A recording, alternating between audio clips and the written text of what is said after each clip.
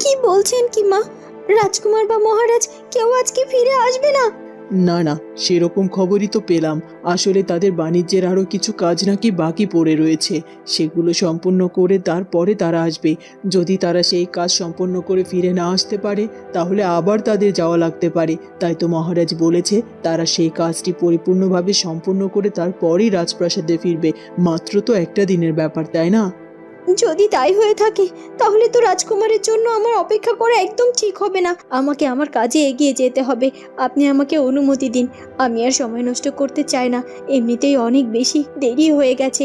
একটা দিন মানে তো অনেক সময়, আর এই সময়ের মধ্যে ওই তান্ত্রিক আরও অনেক বেশি করে সাবধান হয়ে যাবে। সেটা আমি হতে দেব না। তাই আমাকে এক্ষুনি এগিয়ে যেতে হবে। আমাকে যা করার এক্ষুনি করতে হবে। কিন্তু তাই বলে ফুলকুমারী, তুমি একা একা এত বড় একটি কাজ করতে বেরিয়ে যাবে? রানীমা, আমাকে যে একাই যেতে হবে। আপনি শুধুমাত্র আমার জন্য আশীর্বাদ করবেন।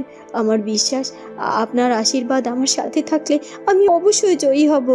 আর ওই অশুভ শক্তির বিনাশ করে আমাকে ফিরতেই হবে। ঠিক আছে ফুলকুমারী, তুমি যাও। তবে এবার আমার একটা অনুরোধ তোমাকে রাখতে হবে। তুমি এবার দাসীকে সাথে করে নিয়ে যাবে, অন্তত আমি কিছুটা হলেও নিশ্চিন্ত থাকতে পারবো। ঠিক আছে মা, আপনি যেহেতু বলছেন তাহলে আমি দাসীকে নিয়ে যাব। তবে হ্যাঁ, কোনো বিপদ দেখলে আমি দাসীকে সেখান থেকে আড়াল করে ফেলবো। ওর কোনো ক্ষতি হতে দেব না। দাসী, চলো তাহলে, আর দেরি করো না।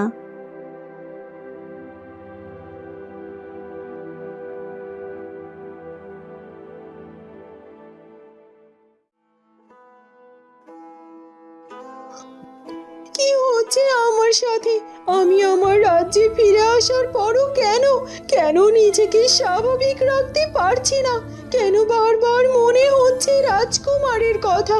কেন আমার মনে হচ্ছে এই পৃথিবীতে যদি আমি ফিরে যাই তাহলেই ভালো হতো?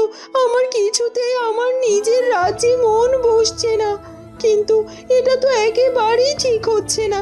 ওই পৃথিবীর সাথে যে আমার সব সম্পর্ক শেষ। আমার এখন সব সম্পর্ক এই পরিরাজ্যে। আর তাছাড়া সোনাপরি এবং পরিরানী সবাই নাকি ইতিমধ্যে তাদের আরাধনা শুরু করে দিয়েছে। আমি যেন আমার শক্তি ফিরে পাই সে কারণে। আর আমার মনে হয় আমি যত তাড়াতাড়ি আমার পরিশক্তি ফিরে পাবো তত তাড়াতাড়ি আমি আমার মনকে শক্ত করতে পারবো আর রাজকুমার প্রতাপকে ভুলে যেতে পারবো। আসলে এখনো আমার মধ্যে মানুষের মন রয়েছে, আর মানুষের মন তো ভীষণ নরম। আর তাই তো আমি রাজকুমার প্রতাপকে কিছুতেই বলতে পারছি না। আমার মনের মধ্যে সে গেঁথে আছে। কিন্তু যত যাই হোক না কেন আমি রাজকুমার প্রতাপকে ভুলে যেতে চাই। আমি আমার মতো থাকতে চাই। বিধাতা, আমি জানি না রাজকুমার প্রতাপ এখন কি করছে। সে নিশ্চয় একটি বারও আমার কথা ভাবছে না। কেনই বা সে ভাববে? কারণ সে যে আমাকে দেখলেই বিরক্ত হতো, আমাকে অবজ্ঞা করত, অবহেলা করত। আমি তার কাছ থেকে এত দূরে চলে এসেছি এটা জেনে নিশ্চয়ই সে অনেক অনেক বেশি খুশি হয়েছে। যেটাই হোক না কেন, রাজকুমার প্রতাপ খুশি থাকলে সেটাই আমার খুশি। আর আমাকে এখন আমার নিজের কথা ভাবতে হবে। রাজকুমারকে ভুলে গিয়ে আমাকে সামনের দিকে এগিয়ে যেতে হবে। কি হলো কি? এখন পর্যন্ত তো কিছুই করে উঠতে পারলেন না, তারপর আবার বলছেন এই কারাগার থেকে নাকি পালিয়ে যাবেন। এখন পর্যন্ত কিছু করে উঠতে পারিনি তো কি হয়েছে? আর সামান্য একটু সময় দেখ না, তারপর আমি কি করি? আমি শুধুমাত্র একটু সুযোগের অপেক্ষায় আছি। আসলে আমি কারাগারের আশেপাশে কাউকেই তেমন দেখতে পাচ্ছি না, আর তাই তো কিচ্ছুটি করতেও পারছি না। আর কারারক্ষীটাও এদিকে একবারও এলো না। কারারক্ষী যদি একবার এদিকে আসতো তাহলে আমার কাজটা আরো সহজ হয়ে যেত। আমি বুঝতে পারছি না আপনি ঠিক কি করতে চাইছেন। আর আমার তো মনে হয় কারারক্ষী কখনোই এখানে এদিকে আসবে না রাজামশাইয়ের অনুমতি ছাড়া। তখনই দাসী একজন প্রহরীকে দেখতে পায়।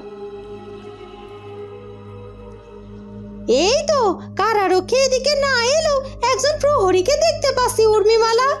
কি কি বললি তুই? প্রহরীকে দেখতে পাচ্ছিস? ভালোই হয়েছে, ওই প্রহরীকে দেখতে পেলেই হবে। আর কিচ্ছুটির দরকার নেই। এখন শুধুমাত্র আমি নাটক শুরু করব, আর তুই সেই নাটকে সাড়া দিবি, এতটুকুই। ঠিক আছে, তাই হবে, কিন্তু কি কি করতে হবে সেটা আমাকে বুঝিয়ে বলুন তো। এরপর উর্মিমালা দাসীকে কি কি করতে হবে সে সব কিছু বুঝিয়ে দেয়। তোমাকে কি বুঝালাম বুঝতে পেরেছো তো? বুঝতে পেরেছি মানে খুব ভালো করে বুঝতে পেরেছি। আর এখন দেখুন না আমি কেমন অভিনয়টা করি। এরপর উর্মিমালা কারাগারের মধ্যে শুয়ে পড়ে আর অচেতন হওয়ার নাটক শুরু করে দেয়। এ কি হলো গো? কেউ কোথায় আসো, এদিকে এসো, দেখো উর্মিমালার কি হয়েছে। সে যে তাকাচ্ছেও না, চোখও খুলছে না, কোনো কথাও বলছে না। আমার মনে হচ্ছে উর্মিমালা মরে গিয়েছে গো। কেউ কি শুনতে পাচ্ছ না? এদিকে এসো, একটু সাহায্য করো।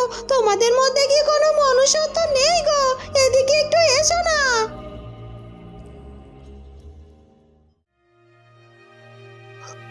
ওদিকে দাসীকে নিয়ে ফুলকুমারী আর একটুও দেরি না করে বেরিয়ে পড়ে তন্ত্রসাধক ওই তান্ত্রিকের আস্তানার খোঁজে। তারা চলতে থাকে, চলতে চলতে বেশ খানিকটা পথ পাড়ি দিয়ে দেয়। এরপর তারা বিশ্রামের জন্য কিছুক্ষণ একটি জায়গায় দাঁড়িয়ে কথা বলে। সত্যি আপনাকে যত দেখি ততই যেন মুগ্ধ হই। আপনি সত্যি আপনার তুলনা। আপনি নিজের জীবনের কথা চিন্তা না করে এই রাজ্যকে কিভাবে ভালো রাখা যায়, অশুভ শক্তিকে কিভাবে ধ্বংস করা যায়, আর শুভ শক্তি কিভাবে প্রতিষ্ঠা করবেন সে সব কিছুই ভেবে নেন। এই ভাবনা যে কোনো সাধারণ মানুষের পক্ষে হতে পারে না গো। আপনি একজন অসাধারণ মানবী, আর আমি আপনার সঙ্গী হতে পেরে নিজেকে ধন্য মনে করছি। না না দাসী, তুমি এভাবে বলো না। তুমি যেমন একজন সাধারণ মানুষ, আমিও ঠিক তোমার মতো একজন সাধারণ মানুষ, এর বেশি কিচ্ছু নয়। তবে আমি শুধু চেষ্টা করে যাচ্ছি সবাইকে রক্ষা করার, আর এই পৃথিবীকে অশুভ শক্তির হাত থেকে মুক্ত করার, শুধুমাত্র এটাই। আপনার এই মহৎ ইচ্ছাটাই আপনাকে সফলতার দ্বার প্রান্তে নিয়ে যাবে, আর আমার মনে হয় ওই তান্ত্রিককে আপনি খুব সহজেই ধ্বংস করে ফেলতে পারবেন। জানি না সেটা খুব সহজে করতে পারবো কিনা, তবে আমাকে যে কাজটা করতেই হবে।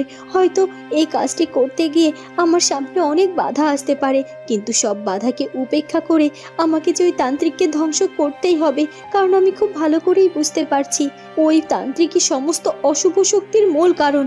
ওই তান্ত্রিকই চাইছে অশুভ শক্তির প্রতিষ্ঠা করতে, আর যে অশুভ শক্তি গ্রহণ না করবে তাদেরকে ধ্বংস করতে। এমনকি সে আমাকেও ধ্বংস করতে চাইছে, কারণ আমি যে অশুভ শক্তির বিপক্ষে।